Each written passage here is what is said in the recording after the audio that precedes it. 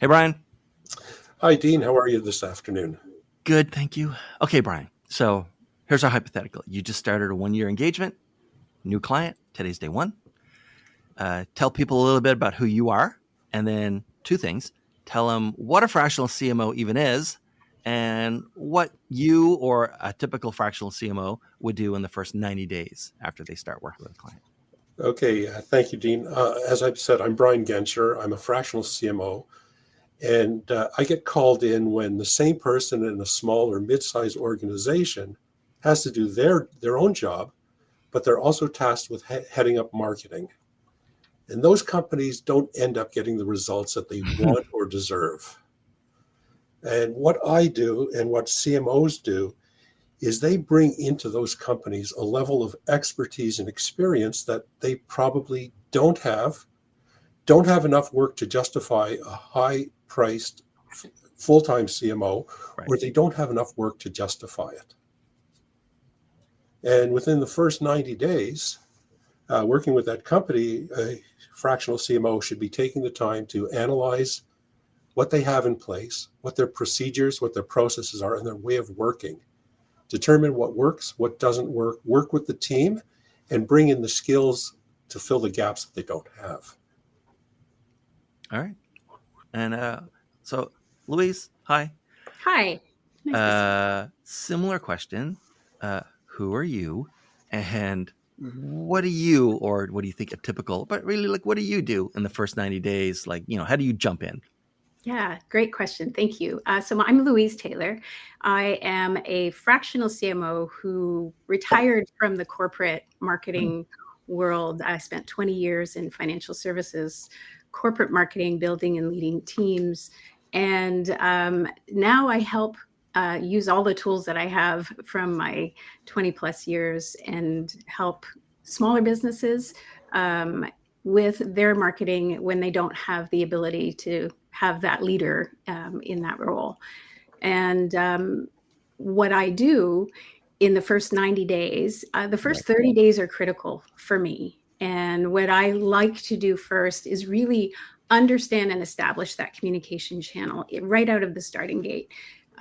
It's really important to understand meet them where they're at, understand what their assets, what is it that they have currently in place from marketing skills on their marketing team, right through to understanding their customer journey, past marketing campaigns, so that we can deliver at the end of that first 30 days the strategy. And from there, build it out, working with their resources and whatever capital they have available to prioritize campaigns that's going to give them the quick wins, build relationships with the team, because this is part of a leadership, it's also taking on the leadership role of their internal team. So it's important in that first 90 days to establish the cadence, the trust, and deliver some quick wins through understanding where they're at and then what their priorities are and guiding through the next 90 days. And I break it down into 2-week sprints. So we plan the 90 days and then we work back into 2-week sprints so that we have measurable results at the end of that 90 days. All right. Well, then let's shift from your perspective to, let's say I'm the client's CEO. Okay. Mm-hmm. I probably had to go get buy-in from somebody to budget the spend that I'm going to use for my fractional CMO for the next year. Okay? How do I get maximum value out of that 1 year engagement with that fractional CMO? Like, how do I squeeze every last penny of value out of that person while I have them, for the next 12 months, a period of time, a week, whatever, every 12 months? Yeah, one of the best ways to get the full value is to really take take on the fractional CMO as part of your team and see them not as a consultant that's coming in, but really as an integral part of your team. So that means empowering that fractional CMO with the leadership of the marketing team and being open to guidance and the recommendations. I'm bringing a lot of experience, and what I've seen with some of my clients is at the C-suite level, they may not have the knowledge or understanding of what marketing strategy is or how it benefits helping them achieve their goal. So they may think that they're coming in, or I'm coming in to launch a new product, but in the end, there's so much more that we uncover together. So my goal is to help get them to embrace who I am as part of their team, make sure that they have a budget to execute, and clarity of the business goals and priorities, so that we can, and what those KPIs are that are going to determine what success looks like. Right. And Brian, what about you? Like, if I'm the CEO, let's invert the question a little bit, okay? I'm the CEO. How do companies or CEOs waste the money that they commit to a fractional CMO? Like, they bring in the CMO, and then how do they waste that money? What do they do or not do so that they've definitely left money on the table? Okay. When a fractional CMO joins a company, and if the company doesn't give that fractional CMO the freedom to do the job, it's really flushing money down the drain. To get the full value, they need to get past that relatively normal mindset that a fractional CMO is only a consultant, and into the mindset that he's part of the executive team. A good fractional CMO takes ownership and works with the CEO. It doesn't work for the CEO. He works for the organization, and he's motivated by the success of that organization. He's not there just to collect a paycheck. So he really needs to be part and parcel of the inner workings of the executive team. He needs to be treated as any other senior level executive in that company is, trusted, give them freedom to succeed or failure, and treated with open, honest conversations, and the freedom to lead the team as his experience and skills dictate. All right, so let's stick with me for a second. I'm still the CEO, right? I've still brought you in. Let's say I have a marketing team. Maybe it's not a very big marketing team, but it's probably a marketing team that may have had a management layer, but has never actually had like leadership at the top, kind of like. I'm looking at that marketing team. I'm looking at you, and I'm wondering, like, how, let's say at the end of the 3 months or end of the 12 months, how is that marketing team? How's my marketing function? How's my marketing department going to be different, or ideally better, at the end of the 12 months? How are they going to be different than they are today on your day one? Okay, so when a fractional CMO joins an organization, the first thing that they have to do is look at the situation, look at the staff they have, and understanding the needs, the gaps, and to fill them. So in many cases, a company that uses a fractional executive, they have a junior team of executionalists who haven't been given the direction.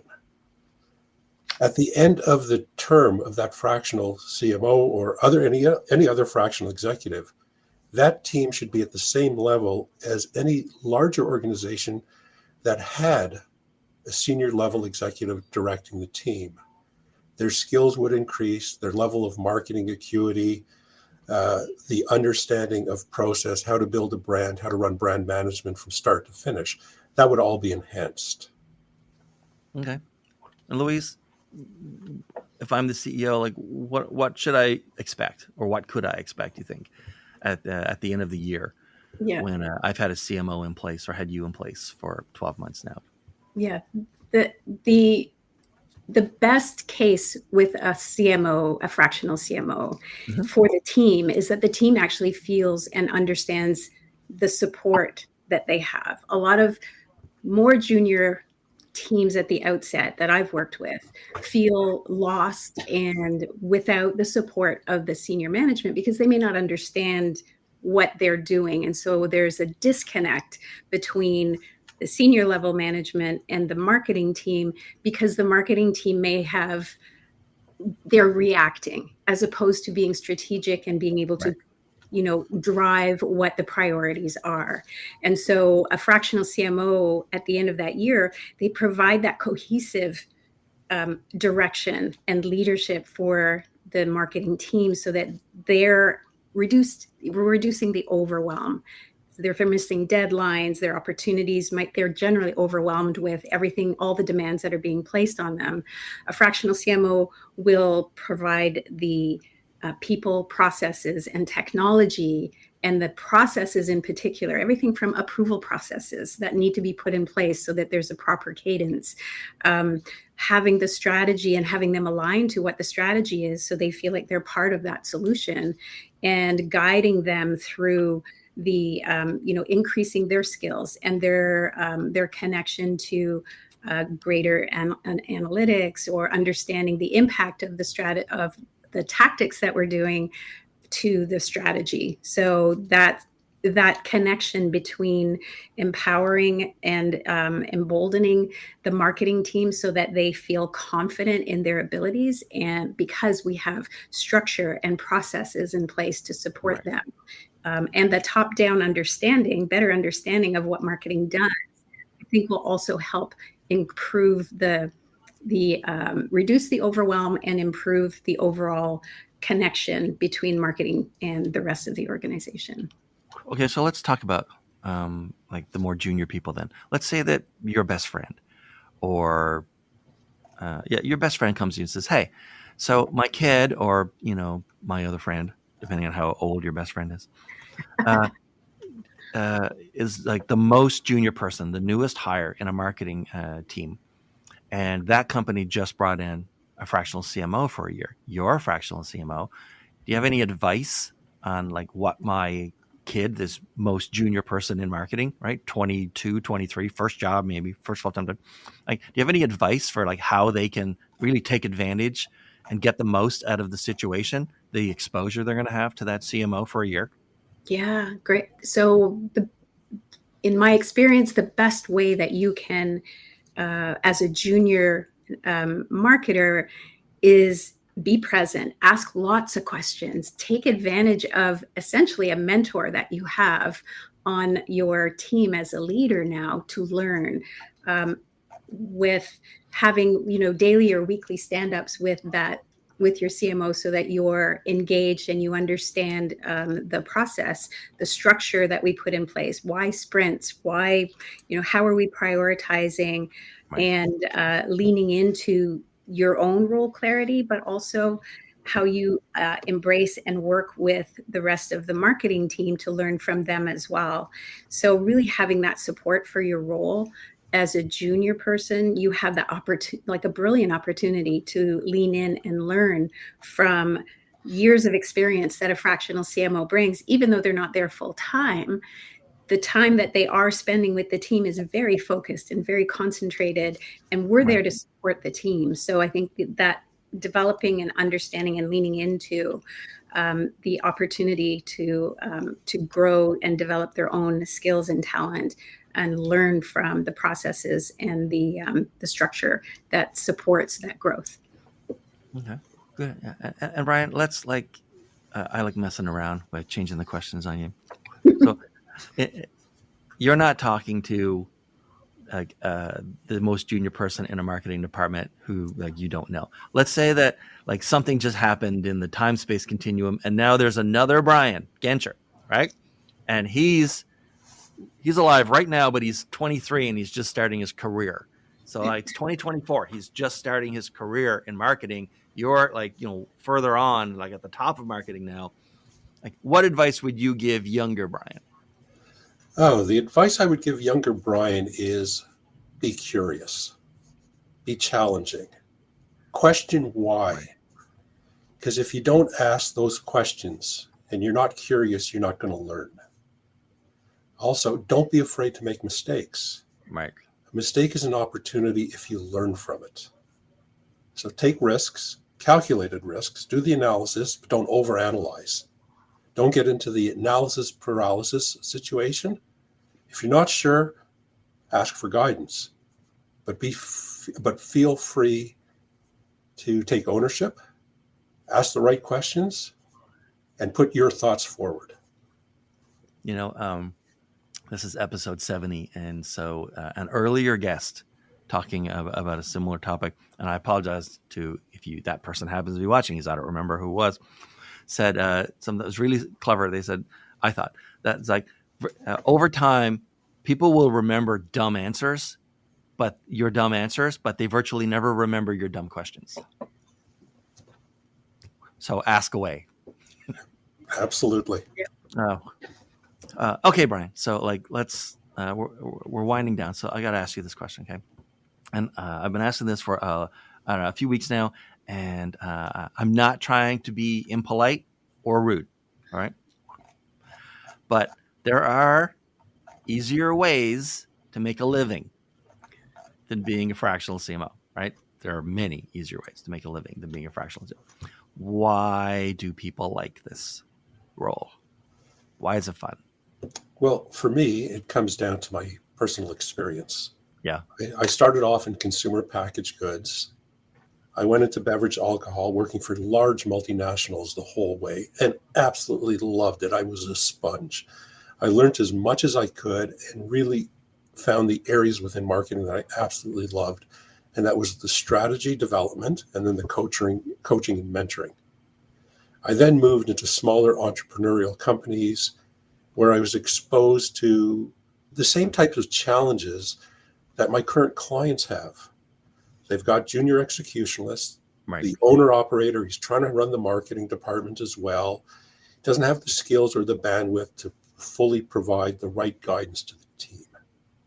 They don't have the strategy in place. So for me, it's fun. I go into these companies, I help them develop their strategy. I mentor and coach the team, the two aspects of marketing I absolutely love. And I'm able to see the benefit faster and easier with those smaller companies than with the large multinationals, because there isn't the same office politics.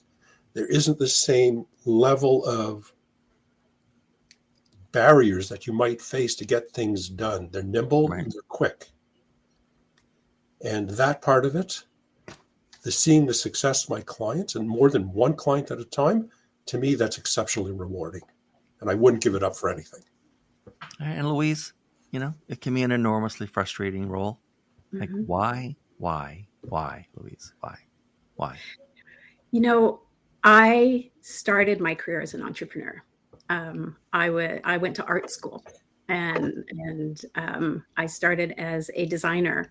I had my own graphic design company for 12 years, and then I got curious why instead of the what. I became curious and went back to school and studied marketing when my kids were little, strategy, and I had an opportunity to jump into that corporate world, and I spent 20 years in corporate marketing learning. I've always been a sponge and curious. So just before COVID, when I left my corporate job, for me, what was pulling me forward and what was more passionate was I get to use all of these tools that I've acquired over the last 20, 30 years, if you count my entrepreneur days, and bring that back to something that means more to me, which is helping small and medium business. And I think of when I was a small business owner, had I had the type of training or development or opportunity to learn from someone who could really impact my business, how amazing that would be. I'm also, decided I'm done with kind of the corporate politics. And so this way I get to clients instead of I have to clients. Right. And I love that. I love the variety of the clients that I get to serve. I get to choose purpose-driven clients who care about making a positive impact. And that matters to me. So for me, it's the best of both worlds. I love that I get to have this time, money, freedom to choose when I work and when I don't work, but that I get to have an impact, I feel, on a greater number of businesses because I'm helping them with where I can add value the most. And I get to do it over a number of different clients instead of being just with one company where I'm getting a paycheck. Oh, that's great. Much more Okay. rewarding. So, Louise, then who should contact you these days and how should they do it?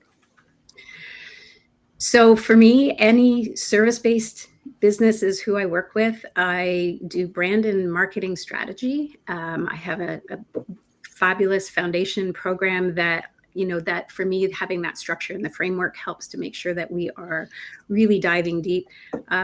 People who are purpose driven, if it's really just about making sales, we probably aren't a good fit. But if you really are delivering something and you care deeply about the impact that you're making, and it can be financial services. One of my clients is a credit union, and they care deeply about the products that they serve that help underserved. So I'm very deeply purpose driven in what I do. primarily service-based, but beyond that, it's, if you have a small team, if you're looking for guidance, if it's a fit, I think personality fit matters, because there's a lot of people who have the skills and the experience. Yeah. And so when it comes down to it, it's, am I a fit for you? Are you a fit for me? And that's a really important part of any relationship that's going to be successful. So I'm open to having conversations with anybody who would love to explore. It's one of the reasons this podcast exists, actually, is so that people can get a sense of the vibe and whether they might like to talk and work with somebody, like, putting them on it. Brian, so who should contact you, my friend, and how should they do it? Okay. Small to mid-sized companies that really see value in their product or brand, but they really can't articulate it. You ask them, so what do you do? And they get into all the features, right, and all the specifics and the specs of the product, but they really don't tell you what problem it solves or why their customers should care. And the person running the marketing department, if they even have one, he's either the CEO, owner operator, or even the VP of sales. right. And they just don't have the bandwidth or the skills necessary to drive that forward. So those companies that are in that situation, they really need someone to come in and provide focus on growing that brand. And people, how should they contact with you? They can get in contact with me through my website, gencherinsight.com, or they can email me at brian@gencherinsight.com. And I'm not afraid of phone calls, so people can reach me at 416-220-2859. You're one of the only, this is episode 70, so that means approximately 130 people have been on, because sometimes we end up with one guest because the last minute schedule change. You're the third that's ever given their phone number to the internet. So, yeah. Okay, sure. I don't think I gave my how to reach me. I was about to actually follow back with you. Thank you. So yeah, how should people get in touch with you? So people can reach me through my website, fireflyeffect.ca. They can reach me through LinkedIn, and then they can email me at louise@firefly.ca. Not that hard to find, so we'd love to have it. I'm not going to give you my phone number, though. No. I haven't given out my phone number. All right. Well, this has been so great. Thank you very much for being here, both of you. And thanks, Louise, and thanks, Brian, and thanks for watching. And you're probably going to watch this in a clip instead of the full episode. That's how this rolls these days. But it was great to spend some time with you. Hopefully you'll catch us again soon.